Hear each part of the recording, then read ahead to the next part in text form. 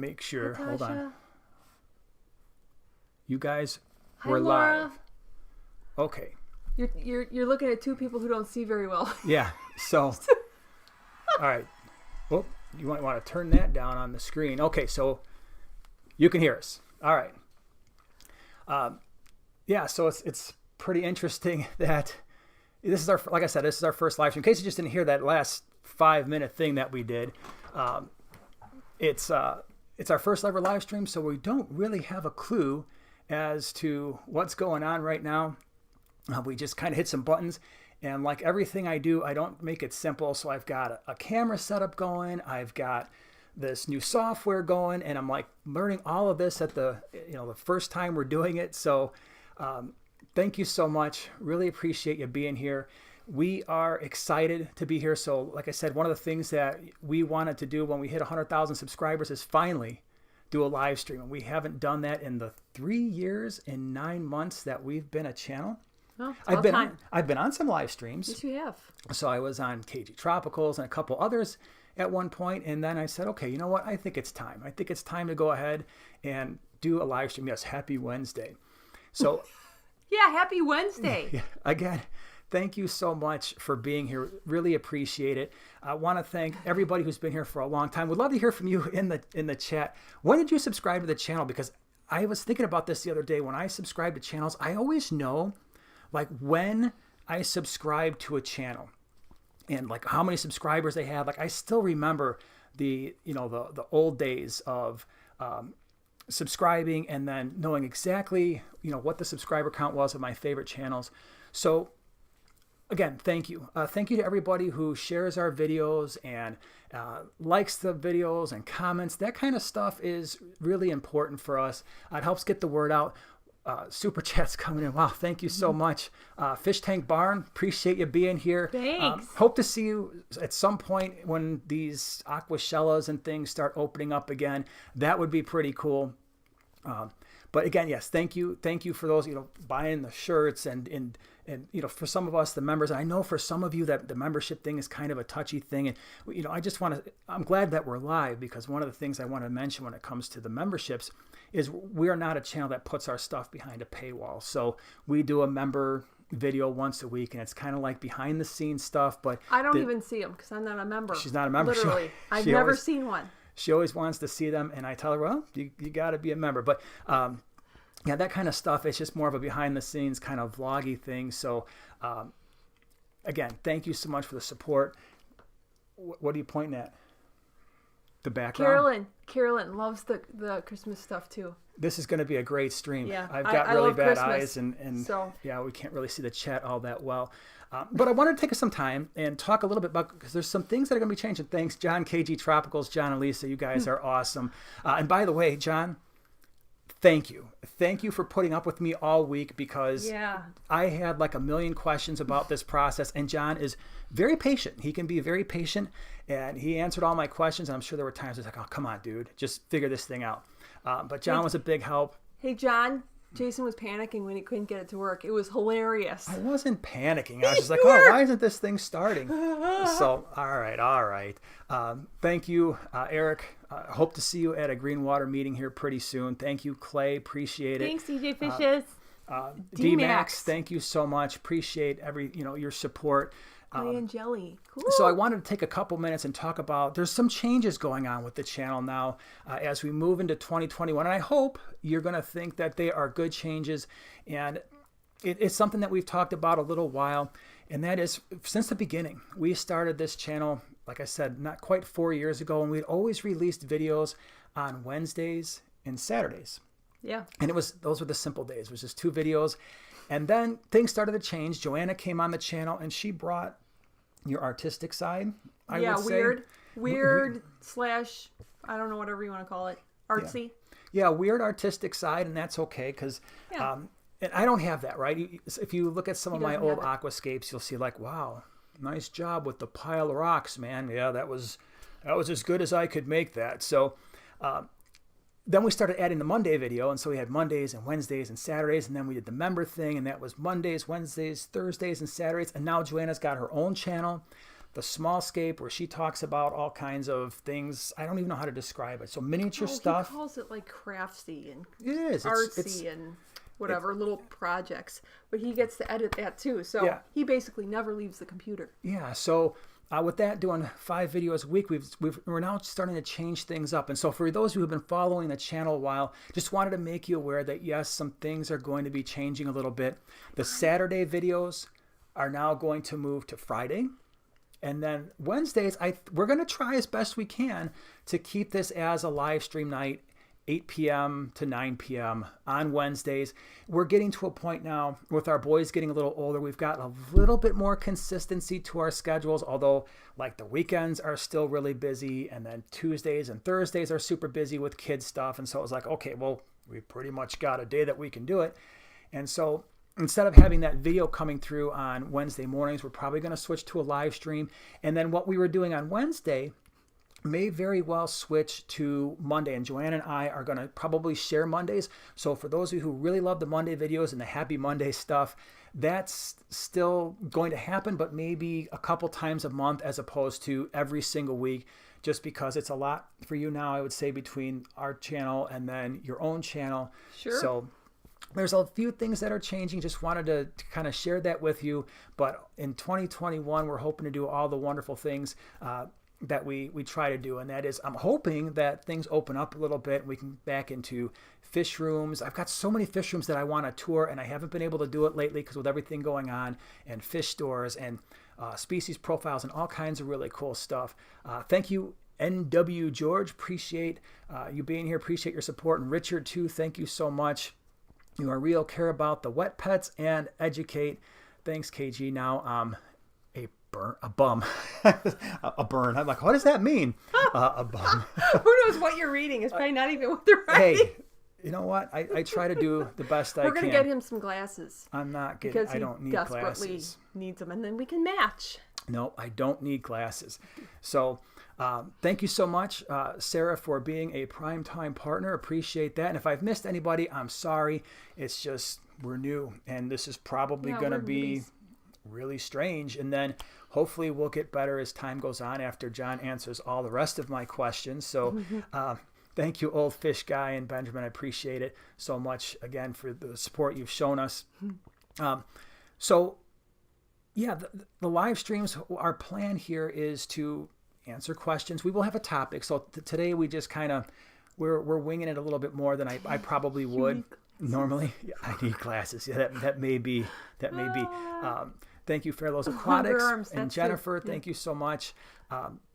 Yeah, so longer arms. Yeah. So I think he should get glasses and longer arms. I don't need longer arms. I might need glasses, but I don't think longer arms are going to suit me very well. Be like Elastigirl.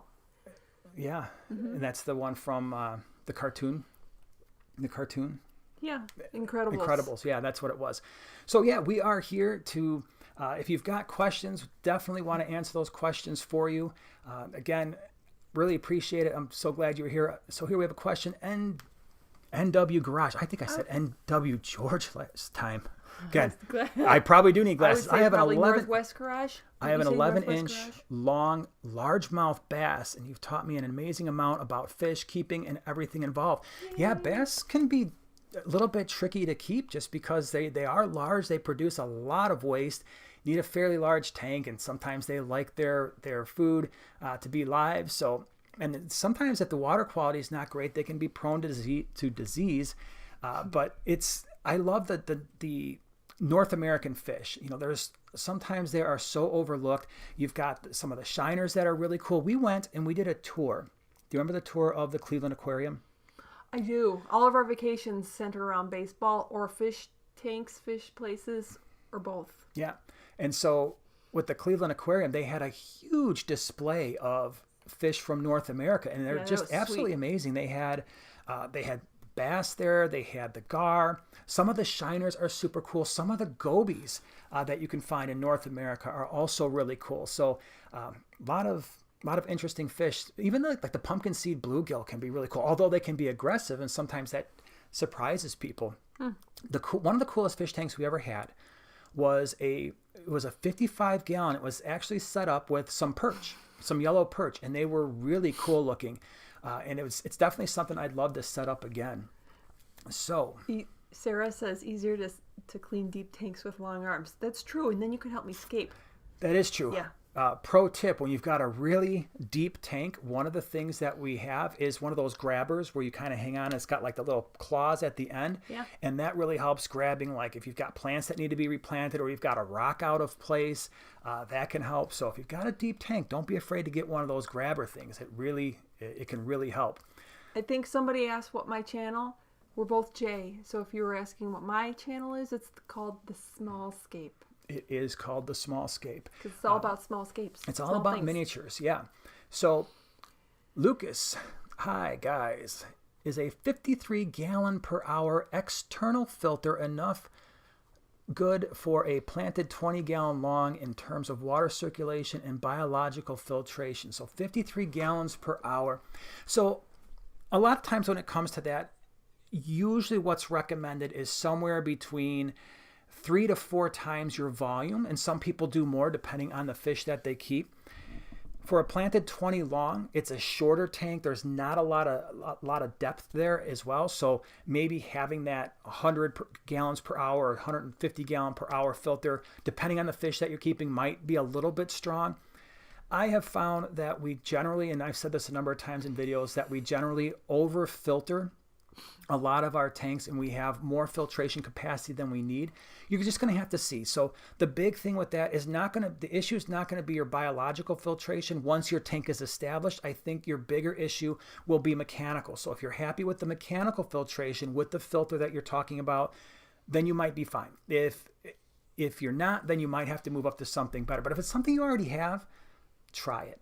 Try it and see how it works, and then if it's not working, you can always move up, but don't spend extra money if you've already got something. And John from KG Tropicals, yeah, you and Jason are basically interchangeable. Oh. You look alike, talk alike. So, ask John questions, ask him questions. Absolutely. Same thing. Yeah, I can't tell you how many times, and I don't know, John, about you, but I'll get comments in some of my videos like, it's kind of like watching John and Lisa, only different.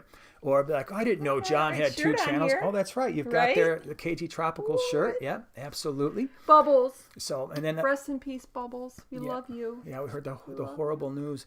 What's really funny is, I don't remember if it was John. It was the last time we went to Aquatic Experience. I think it was the first time we were at Aquatic Experience. People were getting us confused, but then Lisa started talking to me, and it was a very strange conversation because I didn't know Lisa very well at the time, and she thought that I was you. And that was why she was having like a unique conversation you have with someone you know really well. And I'm like, I turn around, she's like, oh, you're not John. I'm like, no, she just wasn't like turning to see. Not. Just saw like the beard maybe out of her. Yeah, it could be. Because otherwise she'd probably recognize her husband. Yeah, for sure.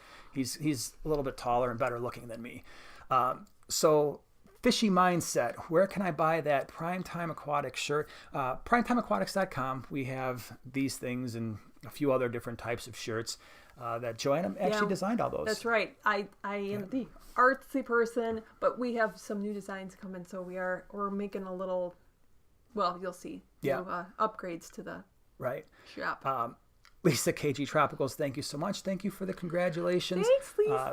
Thank you guys for all the support you've shown us over these years. Glad to see you guys are back into it. I remember a couple years ago when you had taken a break and you had just gotten back into it. I was so excited because like, oh my gosh, they're coming back, and you guys have been awesome ever since you've been back. Well, even before that too. Hi, Mary Page. So hold on, we've got a question here. Mary Page has a great channel too. Yep, Rastra. Hi, just wondering what the best. Oh my gosh, I'm going to lose it. Hold on, just wondering what the best way to catch peacock cichlids that are holding eggs in a tank with other fish, and hopefully she doesn't get stressed and spit them out before catching. So they can be stressful, right? It is very soft, just so you know.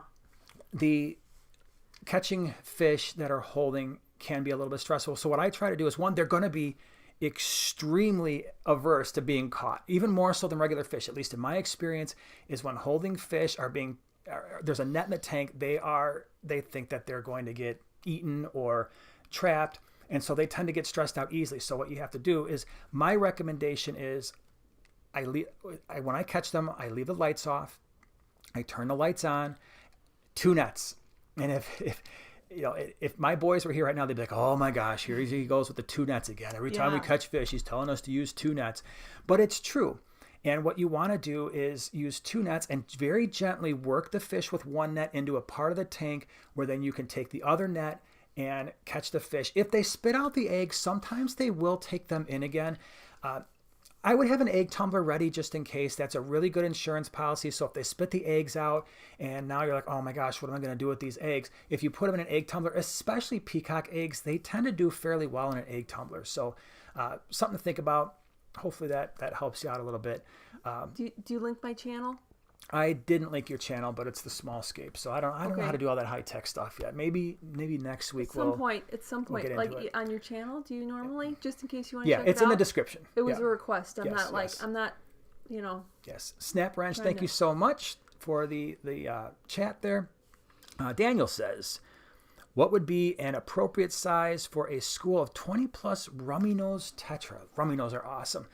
And what a lot of people, I think, don't realize with the rummy nose is you see them at a pet store and sometimes they're a little bit stressed out, or sometimes, especially if you have them on a lighter substrate or no substrate, the colors aren't quite the same as what you get when you get them home and they're really feeling good about their new setup. So 20 of them, I would probably recommend something like a 29 gallon. Maybe you could do a 20 long. And it depends on the other types of fish that you have in that tank. So if you have, if you already got some fish in the tank, adding 20 more, if it's starting to look a little crowded, maybe that's not the best. But if you're thinking about setting up a tank and adding 20 rummy nose, a 29 gallon would be nice because that height would be pretty cool for the rummy nose. They will be a mid-level sort of fish. So 20 long, maybe 29 would be a better option. Anything larger than that's even better. Thanks, Bruce. Definitely. So just reading through the chat here. Ant the Aquarist, like that. Yeah, that's cool. Hey guys, love the channel. Wanted to ask what brand of linear air pump you recommend to run 11 sponge filters in a fish room, a 90 gallon, 355s, a 40, 220 longs, and 210s. That's a great start. That's awesome. 11 filters, or 11 tanks. I think the first thing is, when it comes to the linear piston air pumps, is try to accurately assess how many tanks you think you're going to have in the future. There's a balancing act that you have to do there, and that is you don't want to buy a filter, a linear piston air pump that's so large that you could potentially have too much back pressure and then wind up damaging the filter. But at the same time, they're kind of expensive. And so you don't want to be buying a new one every 6 months or a year, knowing that, okay, I'm going to add 5 more tanks. I'm going to add 10 more tanks. My recommendation, and I'm trying not to cop out on this answer, but my recommendation is, where we got our linear piston air pump was from gemco.com. And one of the things I really like about that site is they're a little bit old school. You do have to call. You can't order things online. So when you order something, you have to call and talk to somebody. But this is exactly what you want. You want to go to Gemco and say, hey, listen, I tell them exactly what you told me. Here's the tanks I have, because there's some other things that they have to ask, and that is, where are the tanks located? So we know the sizes, but how far down are they going to be relative to your central air system? How many sponge filters are you running in each tank? Are you planning to add? What diameter PVC are you going to be using? And so they're going to ask you all those questions. So you don't stress about it, but they're going to ask you those questions. And then once they have that information, they can give you the right size linear piston air pump. But that is definitely the place that I would go. I've run 2 of them. I ran an LPH 45, and that was when I had maybe 30 or 40 tanks. And then I wound up running an LPH 60, and that's right now we've got 80 tanks and probably somewhere in the neighborhood of at least 100 lines in the fish room, and it's working great. But if you go a little bit larger, one of the things that you can do is they have a pressure release valve that they can sell you as well, where there's a silencer with that as well. And so you open up that valve and it will let some of the air out. So if you go a little bit larger, you won't get that back pressure on the pump that can cause problems later on. The questions aren't scrolling. That's because I scrolled down. Okay. Or maybe there is a horrible lag. Fix it. Okay, so Primetime Aquatics, Fairlow's Aquatics, ideas for others for a 32-gallon Fluval Flex ram tank. Ooh, I love rams. I do too. So 32-gallon, if you've got rams in there already, I would probably go with non-cichlids. And the reason for that is rams generally aren't overly aggressive, But if you've already got an established ram tank, or you're going to put your rams in first, sometimes they don't take well to like-sized cichlids. Not all the time. Sometimes they work out fine. But I would be looking at fish that really like those same water parameters. Like for us, German blue rams and the golden rams, they don't do well for us. We can do Bolivians, but the other types of German blue rams and their derivatives, the problem is the water's too soft. Our water is too hard. They need softer water than what we can provide, and the pH is a little bit too high. Now, normally I say try to just keep that stuff consistent, and you'll probably be okay with most types of fish. But with the rams, especially for us, the German blues, if you've got water that's around neutral, maybe slightly less, could be a little bit more. Like our pH is 8.2, so it's a little bit too far off. If your water's on the medium to softer side, then maybe you're looking at something like cardinal tetras or neons. The rummy nose would be a good option. So smaller tetras so that you've got that proper scale. Cory cats would be a good option if you're looking for like a cleanup crew. Your bristle nose can handle a wide variety of water parameters, so that might be a good option as well. All right. Mm-hmm. What about dwarf frogs? Dwarf frogs? I used to have, way back in the day, I had 2 dwarf frogs, Kermit and Cornelius. They were good frogs. They were great frogs. Yeah. Okay, Jeff Chambers. But wait, 20-gallon high might be too high for them. Would it? For what? African dwarf frogs? For the dwarf frogs, 20-gallon high. I've had them in... Well, I had them in a 125, and they were fine, and they lived for as long as dwarf frogs live. I'm not necessarily saying it's a great idea. I've had them in a 29, and I don't remember there being any issues because they'll just go up and get their air and then come back down. But yeah, I don't know if I'd go super tall, like maybe like a 37 might be too tall, a 55. Like I said, the 125 I've done it. It's not something I generally recommend, but most smaller standard size tanks I think will be okay. Mm-hmm. So Jeff Chambers, I keep multis and geos. Thanks to you guys. Love them both. Yeah, those are 2 of our favorite. Well, 2 of my favorites. Well, yeah. Right? Yeah. The Geophagus, there's just so many different types. And shell dwellers in general, what's so cool about shell dwellers is you can keep them in so many different size tanks. And so you've got these little tiny fish with a little bit of attitude, with great personality. And once they start breeding, they're amazing, right? Mm-hmm. So the multis, the similis, the gold ocellatus, which can be a little bit more finicky and a little bit more aggressive. But once those fish start to breed and they start to have those colony dynamics, that's such a cool thing to see. So, yeah, very cool. You keep some cool fish. Battery-powered gravel cleaners? Yeah. Really? They have those, absolutely. Oh, wow. It can make life a little bit easier. I had no idea, Laura. Yep. No idea. Yeah, battery-powered gravel cleaner. So I'm still old school. The way we clean our fish room is we've got the gravel vacs with the hand pump. We've got probably 8 or 10 of them down in the basement that run into a central kind of wastewater system, and we just give them a few pumps and the water starts, and do a little bit of gravel vacuuming in the non-planted tanks and let them run. So, but the gravel vac, the battery-powered ones can make life a little bit easier for that, for sure. All right, let's see here. What other questions do we have? Oh my gosh, I got to scroll up here. Evan, thank you so much. I'm Prime Time. Happy to see you live. Thank you so much. Happy to be here. It's pretty cool. It's, like I said, it's something different. It's something we've never done before. All right, so still scrolling. Hold on, the chat's going crazy here. What dwarf cichlid? Oh, you moved it up. I'm sorry. Okay, hold on. So here, you can Paul. Always ask it again. Yeah. If I miss your questions, I'm sorry. The thing's moving fast, and we're rookies, so just cut us a little slack. We're gonna get better. We're no John and Lisa or Corey or anybody like that who have been doing this for years and like probably watch like, hey, look at these rookies struggling through this live stream. It's a train wreck. Yeah. So anyway, Paul Soltero, in a 20 long, 10 peacock gudgeons and 6 panda cories, open to suggestions for tank mates. It depends on what you want to do with the peacock gudgeons. We had a very similar mix. We had peacock gudgeons in a 20 long. I don't remember. There might have been a bristlenose pleco in there as well, but I don't know if I had too many other types of fish. The cool thing is if you put a cave in there and you have water parameters kind of around what they want, the nice thing is you could start having some breeding activity. If you're not interested in breeding with the 10 peacock gudgeons and a 20 long, you probably want to go with something, if you're going to add anything, again, smaller, faster moving tetras, because they can be a little bit of a loose cannon. I have found if you kind of grow them up together, they tend to be pretty tame with one another. But the smaller tetras would probably be the best way to go if you're looking for tank mates. I wouldn't do things like platies. I definitely wouldn't do guppies. I actually had, that was one of the things I had in there in that 20 long one time. I had a few guppies in there because I didn't have a place to put them. And within a few days, I started to see that they were fin nipped a little bit from the peacock gudgeons.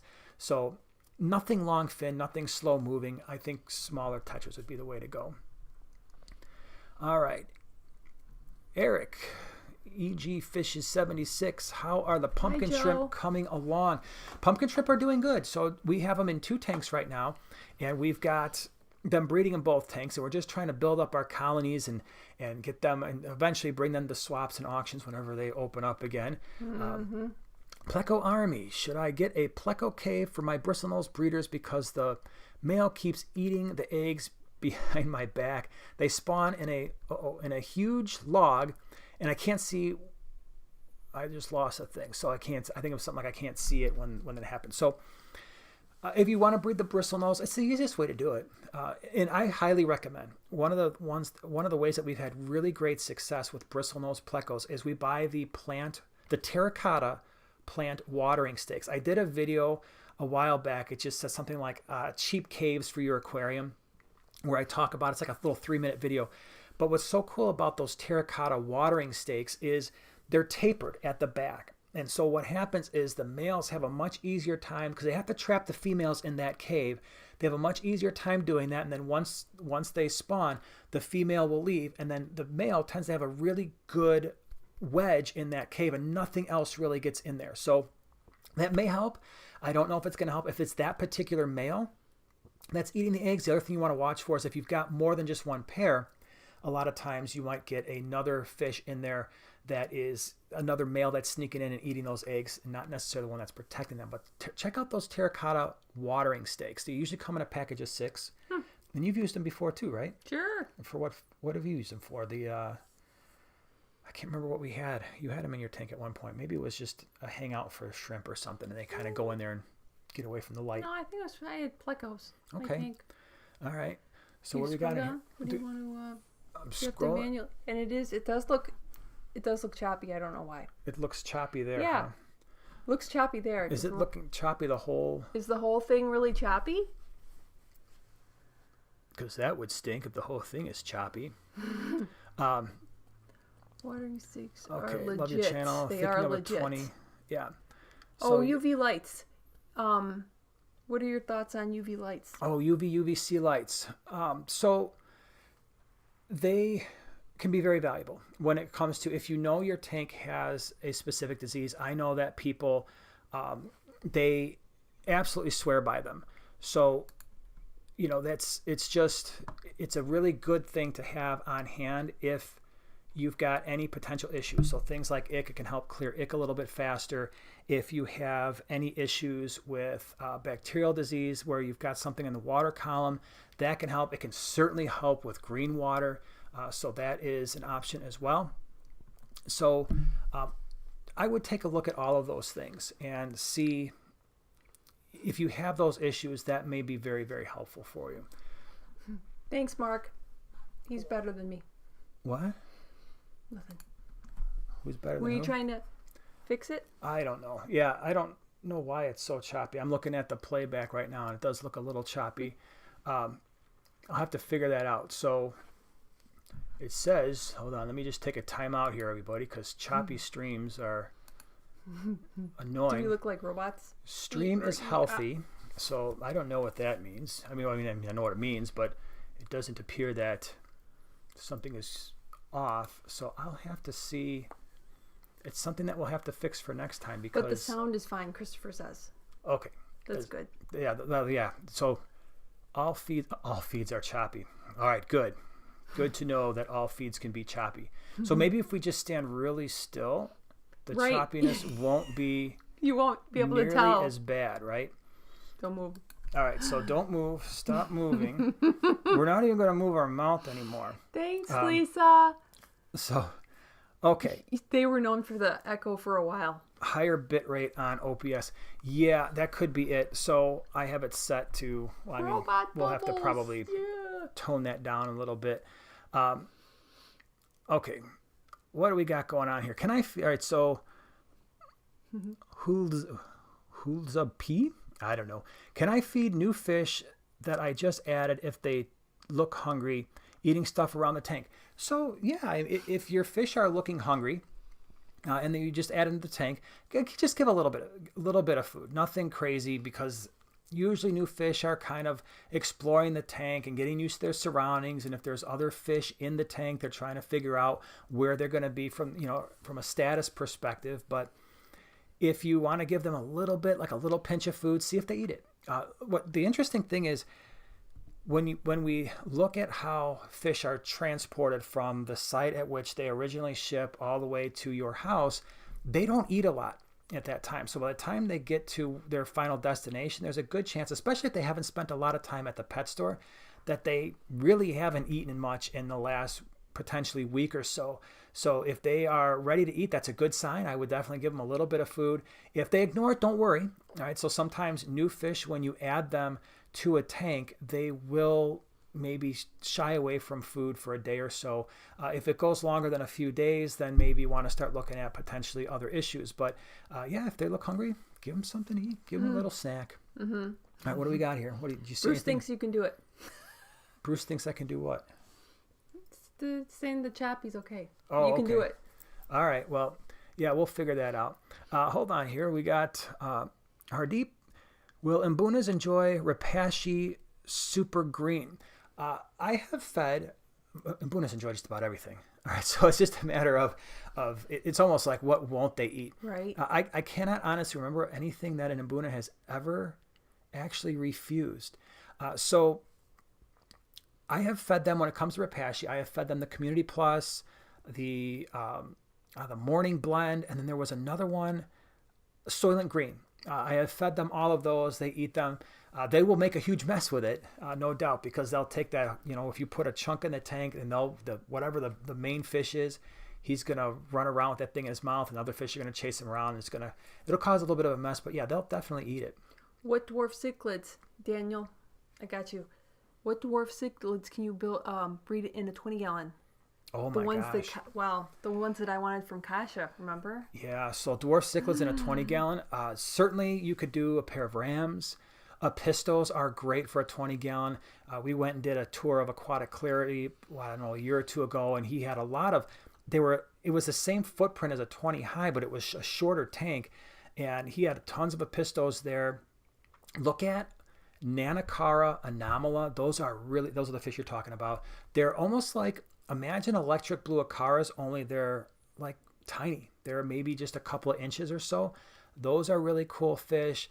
If you want to do something common, the Pistos are good, and then the Nanacara are definitely cool. And then we recently got Nanochromis. Nanochromis splendens. We did a couple videos on them in the last couple weeks, and those are really, really pretty fish. And we've got them in a 20 long right now. That's more than enough space for them. All right. Anthony has a question. Can you put a baby Jaguar and a baby Oscar in the same tank? Usually, well, it obviously depends on the tank, right? I mean, long term, you're probably looking at, for a full-grown Oscar and a full-grown Jaguar. If it was for me personally, I probably would prefer a 6-foot tank, knowing that you're probably going to add a few more fish in there as well. Anything less than that. So if you try to put them in a 75, it might work, but it starts to look a little bit cramped when you've got a 12-inch Oscar and a Jaguar cichlid that's not much smaller than that. Babies are probably the best way to go about it. And so I have found, for me personally, when I add smaller, especially South and Central American cichlids, when they're added together at a young age, they tend to work out their dominance hierarchy a little bit earlier. And that usually results in a little bit less aggression, but that does not mean as they get older that they're not going to be more aggressive later on. You may have problems, but at least you're probably going to have the most success doing it the way that you want to, and that is adding them when they're smaller and then seeing how it works out. Thank you, Priscilla. Hi. Thank you. Yes. Hello.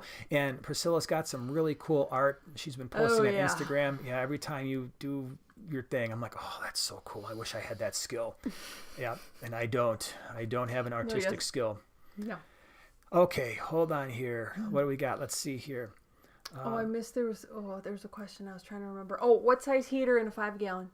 What size heater in a 5-gallon? Yeah. So again, there's rules of thumb, right? I mean, usually people say, the general rule of thumb is you want to try to have somewhere between 3 and 5 watts per gallon. So that would put you somewhere in the neighborhood of around 15 to 20 watt heater. The problem that you're going to have with a 5-gallon, at least the problem that I see, around where we live, is the heaters that you buy that small tend not to be adjustable. And so they tend to be a heater that's going to be like, okay, this heater is going to keep your tank at 76 to 78, and that's what it does. There's no ability to adjust it. That might not matter.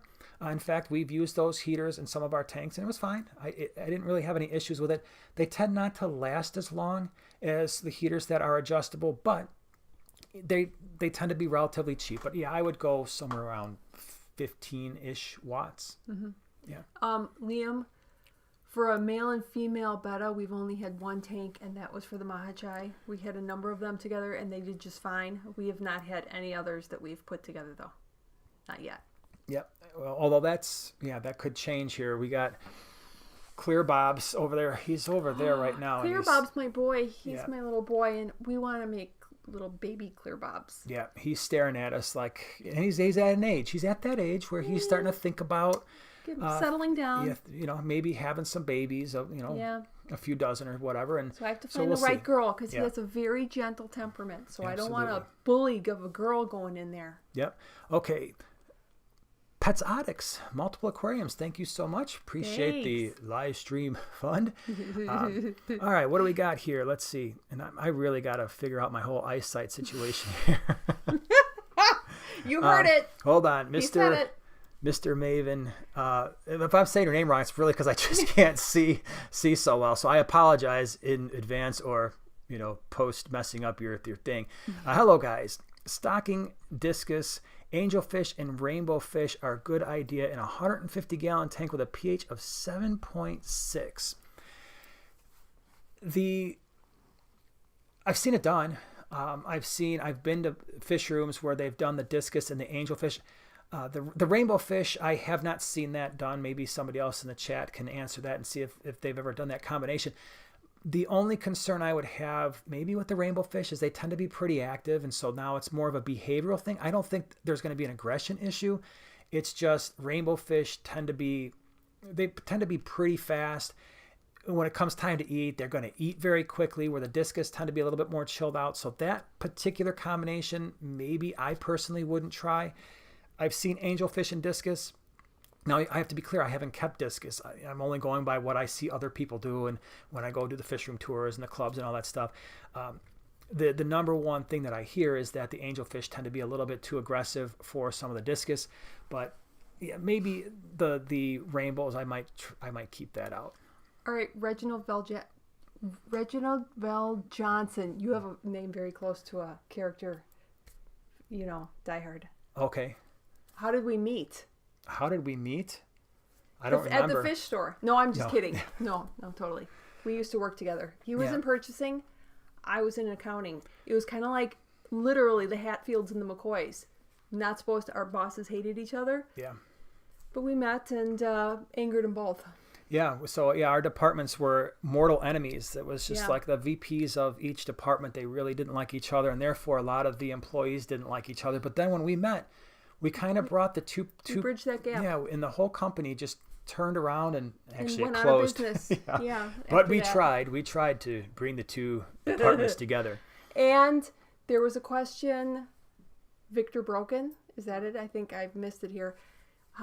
What's the most we've ever spent on a Betta? I want to say it was 30 to 45. It wasn't like crazy, and it might have been for my Candy Veil towel or the white one. Maybe the white one. I don't remember. Yeah, nothing crazy. It's like we haven't dumped like hundreds of dollars. Every time I've done that, not every time, but a lot of times that I've spent a lot of money on fish, I wind up regretting it. I remember it was close to $200 on a pair of Skiffia. They're Goodeids. And I was so excited because these fish are so cool. So it's just a male and a female. And I'm not kidding you. I get these fish home. I put them in a quarantine tank. And within 2 days, I'd lost the male. Yeah. And he looked great. He was swimming around. There was no signs of disease. In fact, I still have the female, but I no longer have the male because it lasted 2 days. I was like, wow. And they're sometimes they're not easy to find. And I was like, that was a lot of money I spent on this and it was a specific location too. That was the other thing. And that was a lesson. Whereas, sometimes you're going to spend a lot of money and sometimes you're going to watch half of it just go away. Okay, Hardeep wants to know, how important is tank height to Malawi cichlids? It depends on the Malawi cichlid. First of all, I think most Malawi cichlids will use the height. Whether they're Mbuna or they're peacocks, they're very active, and they will, especially around feeding time, they will be swimming side to side, top to bottom. The way that they will form their territories, if you've got a lot of rocks, sometimes it's not just the horizontal space, it's also the vertical. So for me, I like to have a tank at least as tall as a 75 or a 55. I think that, and ideally, if I was keeping peacocks, I probably would want them in at least a 75, although that can be a little tricky, more so a 6-foot tank. The Mbuna I've had breeding groups in a 40 breeder, and again, they use the entire tank, the full height, so they'll use it. Neil has a question. Ram has, thank you very much. My ram has a white spot on its dorsal fin and tail fin. Doesn't look like ick, but I'm not sure. They're kind of fuzzy looking, bacterial or fungal. I think we had that once on one of mine. So that can be really hard to determine just by a description, even just looking at it. You're probably, if it's a little bit fuzzy, and the fact that a lot of times with the bacterial or fungal infections, the spots are going to eventually be larger than what you'd normally find in ick. It doesn't spread. So if you notice after a few days, like, okay, I've still got these same 2 spots and it's still looking that way, it can be really hard to determine. I would probably, one of the easiest things to do is, go to a website like Fritz Aquatics, and they've got fresh water fish medications. And it's really hard to determine. Now, I actually had really good luck lately. I had what was clearly a bacterial outbreak in our 125. I got a spotted leporanus, and I'm not kidding you, it was fine one day, and the next time I saw it, it was covered in white spots. That was not ick. And I threw some bacteria shield in there, and which is more of it's a non-antibiotic, and it cleared up within about 5 or 6 days. I'm not saying necessarily that will work in this case, and it can be really difficult. You almost have to go through trial and error, unfortunately, and maybe find a medication that's going to be good for the fungi and good for the bacteria, and see if that does anything. But you definitely don't want that to keep growing on your fish. All right, Kelly wants to know, can you recommend types of killifish for a peaceful community? So the short answer is we haven't kept a lot of killifish. No, we I haven't. think I love killifish though. I can't remember the last killifish we had. In fact, the last ones that I can remember, tanks. they were in a 10-gallon, and I'm not kidding you, that there was a gap between the back of the tank and the lid that was maybe a half an inch, and they both wound up, like all 3 of them wound up on the floor within a couple of days. So somehow they found that one little spot and decided, I'm out of here, man. So yeah, I'm not really well versed on the killies. It's not something that we keep, only because for a lot of the killies, they're annual, and then you get them, and it's like, okay, I've had them for a year, and then they're no more. So, that could be a problem. So, let's see here. Let's go with Marisol H. Is it true that albino Oscars are a lot more aggressive? I didn't find that to be true. We had, so in our 125, we had 3 Oscars. We had a red. I think we had 2 reds and an albino tiger, and they all got along. In fact, it was more... the largest, the one that we still have, his name is Chaz, the largest red Oscar, he was a male. He was the largest of the 3. I suspect the other 2 were females, and that could be part of the reason why.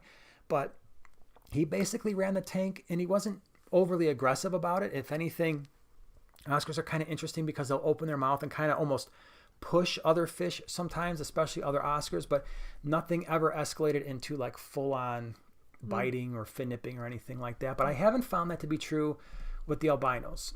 at least in my limited experience keeping the albino Oscars. And Victor Broken, I'm sorry, you bought a $50 Betta and you jumped. That's terrible. Oh, it stinks. Laura, thank you so much for the super chat. Amanda, thank you so much for being a primetime partner. Appreciate that. Thank you. All right, Chris Nair, what stocking ideas? Veil-tailed German blue ram, which is about 1.5 inches. Tank has a black background with pothos and a small rocks and shells. So you've got a veil-tailed German blue ram. What size tank, I guess, would be the one thing I would ask. And so if you want to go ahead and follow up with that. Thanks, Bonnie. Yeah, just let us know. Let's see, what else we have here? Pleco Army, I can't hear. You can't hear? Oh, no, why not? How's the sound? Anybody else having sound issues? It looks like we're coming through okay besides all the good for you stuff. if you can't hear him. Yeah, it's probably a good thing. Okay, let's see here. What else do we have? Hold on a second here. Sound is good. Okay, hold on. You can hear. Okay. Good. Okay. I know there's a little bit of a latency issue, and we'll fix that for next week, or at least I'll try. Maybe it'll... John, you're going to get a lot of calls. Yeah, it'll be all messed up again. Yeah, John, you got to help me fix this thing, man. Okay. Let's see here. Insidious, I am building my first planted tank, trying to get the price down. I'm currently at $700 before tax. That's with everything. 8 rainbows, one Jaguar cat, 1 pleco, 1 electric blue Acara. Yeah, I mean, that's, I don't know. I usually, back in the old days when we were setting up an individual tank, whether it was, I can remember we went to, I think our 150 just came from like PetSmart, and it was, I think we walked out of there, it was like, by the time we walked out of there, after the tank, the stand, the lights, the gravel, and all that stuff, we were probably into it for like $1,200. So $700 is not horrible. And even the 75 was pretty expensive. Some of the 75. So yeah, that's not too bad. That Jaguar cat, I think those, and I haven't kept those, but I think those get really, really big. So if I'm not mistaken. Okay, hold on a second here. Anxious Aquarist. Hi, guys. Newbie Aquarist here. I have a 5-gallon portrait aquarium with Java fern and pothos in the back. How many white clouds can I stock? So that's very similar to one of the tanks that you have. Yeah. How many white clouds in a 5-gallon would I do? Well, we've got what, 9? But that's in a 7.5, and that's in a cube, so it's 12 by 12. Oh yeah, you're right. That's the 7.5. So I think you could probably be okay with 5 or 6 in a 5-gallon. I don't know how much more I would add to that. So if maybe you're just doing that, the white clouds, and maybe you've got something in there like a mystery snail to do kind of a little bit of the cleanup. They're very active. Yeah, they are active, and that's one of the things too. When you have those smaller tanks, it's not just the size of the fish. You also want to consider how active the fish are, because if they're swimming around a lot in those smaller tanks, sometimes it can stress them out a little bit. You guys are in need of moderators. Yeah, maybe. Any ideas for having stem plants with Oscars? So stem plants with Oscars. I have found our Oscars have eaten just about everything everything green that I've put in the tank, or they've dug it up. So I've given up. I have given up trying to keep live plants with any large South or Central American cichlid, and almost all Lake Malawi cichlids. I just can't, for the life of me, when it comes to the plants, get them to survive. Even things like hornwort, I've gotten to the point now where I'll throw hornwort in our Mbuna tanks and they'll just eat it. So yeah, the Oscar, that can be a tough one. Sometimes it's just better to have, okay, I'm going to have some wood, I'm going to have some rocks, and maybe you got to do some fake plants, but sometimes it saves you some stress. Yash, hey, love the channel. I'm starting a 20 long Tanganyika tank. Any species recommendations? Would gold ocellatus and Juliochromis work? 3 or 4 of each? Thank you, Liam. Thank you, Liam. Yeah. So 20 long. If it were me, if I were doing a Lake Tanganyika tank, I do have gold ocellatus in a 20 long. That's one of those tanks where if you want to breed them, a pair is about all I would recommend for a 20 long. If if you're going to do a 20 long, for the Lake Tanganyikans, I highly recommend a species-only tank. So if you're going to do shell dwellers, probably Maltese, Neolamprologus multifasciatus, or the Similis shell dwellers would probably be the two best options for a 20 long for the shell dwellers. If you wanted to do a rock-dwelling species, like maybe a Julidochromis, maybe something like an Ornatus or a Transcriptus, I would only do those. I wouldn't try to mix them just because there's not a lot of space there. And sometimes those fish, especially the gold ocellatus, if there's anything else in that tank and they start breeding, they're going to all-out attack. And even my boys, when they clean the gold ocellatus tank, when they've got fry in the shells, they all-out attack when they're trying to adjust sponge filters and get in there. So, yeah, they're aggressive. Mm-hmm. So, we're getting moderator nominations. Moderator nominations, huh? Yes. All right. Well, we're gonna have to figure that situation out, huh? So, oh, wait, go back down. Hold on, I'm messing up the thing. All right, what do we got? You have to go down some more. Hold on, I'm trying to press something here. Okay, hold on, I'm going down. Wait. I messed up. All right, going down, back to the chat here. You're like not even hitting the button. I know I'm not hitting the button. Okay. There we go. Sorry about that. All right. Amanda, thank you so much for the super chat. And by the way, guys, if I'm missing it, I'm sorry. Are you? Marty, thank you so much. Armando, sorry. My eyes are bad. I'm going to let you read because you're wearing glasses. Marty, thank you so much as well. Thank you, Marty. Yeah, it's so much fun seeing all these names pop up that we always see. That's really cool. And again, that goes back to what we were saying at the beginning. You know, we really appreciate the comments, and we feel like we know you. We really do. You know, we'll be like, oh yeah, Marty left this comment, or Mary Page left this comment, or you know, we've got so many of you that it's nice to be able to interact with you and be here tonight, because it's a lot of fun for us. Obviously, we've got some issues working on it. This thing is lagging. That's annoying, I'm sure. So just stop looking at us and be like, all right, I'm just going to have to listen because can't do this yet. So we'll take a couple more questions, and then we're going to probably end this thing because we said an hour, and, well, we'll just see how that happens. So let's see here. Chris, 15-gallon tank and a single veil-tailed German blue ram, please. Oh, so that was the one. Oh, it's a 15-gallon. So if you've got a 15-gallon with the veil tail, so obviously the big thing is you don't want anything that's going to fin nip that German blue ram. Maybe I start out with something like a few Cory cats, maybe 3 or 4 of those. Maybe like the pygmy Cories might be something that would be really cool because they stay small. You could get like maybe so 4 or 5 of those in a 15-gallon. Maybe like a clown pleco would be cool. If you're looking for something that's going to maybe swim around in the open water, smaller rasboras, but not too small where the ram is going to eat them. So something like a Harlequin rasbora, possibly, or maybe some ember tetras might be okay. They're a little small. Yeah, and again, you never know with some of these fish. You just never know what the veil tail or the long-tailed fish, if they're going to start munching on somebody. So that's just comes with kind of the thing. Hi, Critter Mom. Yeah. Mr. Beach, will silver dollars eat plants? Oh, let me tell you something about silver dollars. They adore green stuff. When we had silver dollars in our 150, they would eat. It was interesting because they would eat everything. They would eat hornwort. They would eat any type of green leafy thing that I put in the tank.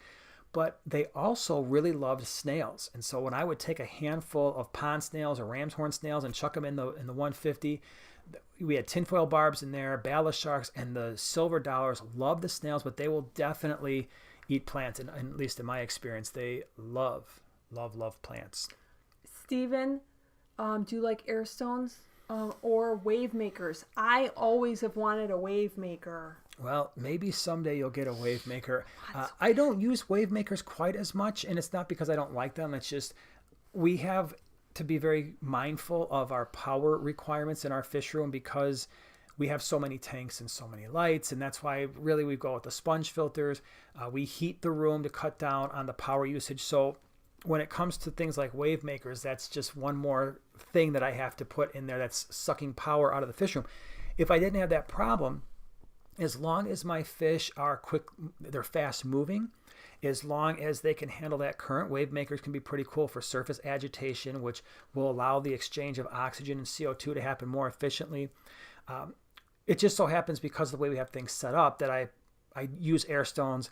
They're not going to create as much surface agitation, and therefore you're probably not going to get the gas exchange that you would from a wave maker. But the advantage, of course, of using the air stone is if you've got longer fish with longer tails, or maybe they're like angelfish or severums that aren't really built for that high current, the air stones are going to work a little bit more efficiently for that. Okay, Joe wanted to know, what would you put in the, I'm hopefully getting this right.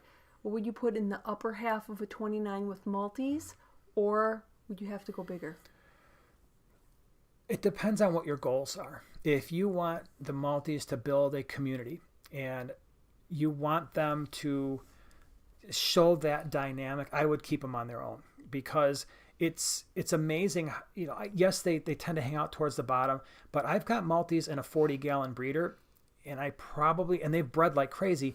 But if I put other fish there, I know those other fish would probably be stressed out a little bit. Now, at the same time, I've got brevis, which are they're shell dwellers as well, mixed in with Cyprichromis, and that's worked out okay.